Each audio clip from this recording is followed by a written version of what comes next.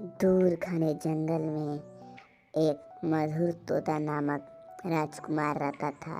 वो दिल का बहुत अच्छा था और साफ भी था। वो अपने राज्य में सारे पक्षियों को खुश रखता था और कोई भी दिक्कत नहीं होने देता था। उसके राज्य के सारे पक्षी भी खुश रहते थे। उसकी एक राधिका मैना नाम की मंत्री थी। वो बहुत अच्छे उसे सुझाव देती थी। राजा भी उस सुझाव से खुश था। कहीं दूर जंगल में एक दुष्ट कौवा रहता था।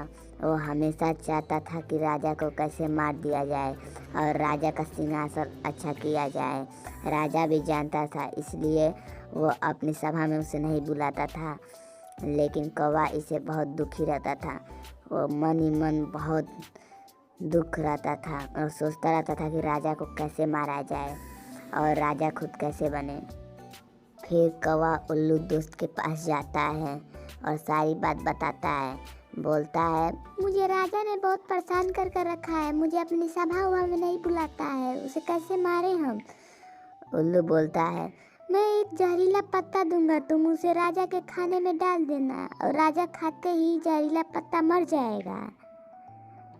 ये बात सुनकर कौवा मन ही मन बहुत खुश होता है और वहाँ से जहरीला पत्ता लेता है और लेते ही अपने घर चला आता है।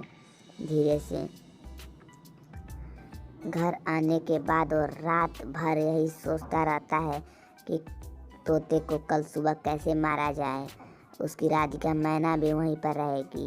वो प्लान बनाता है राधिका मैना की कि उसे कैसे दूर भेजा जाए। और रात सुबह होते ही वो राधिका मैना के पास जाता है और कहता है, तुम्हारी बहन आई थी, तुम मिली नहीं उसे। मेरी बहन कहाँ से आएगी? आई थी, बोल रही थी कि मेरी तबीयत बहुत ख़राब है, मेरी बहन से मिलने के लिए कहना। राधिका मैना ये सुनते ही सोचती है और अपने बहन की कौवा जहरीला पत्ता ले जाकर राजा के खाने में डाल देता है और चला जाता है। तभी वहाँ पर राजा आता है। राजा खाना खा लेता है। खाते ही वह मरने लगता है। फिर वहाँ पर राधिका मैना आ जाती है मेन वक्त पर और डॉक्टर भी लाती है। डॉक्टर से दवाई करवाती है और ठीक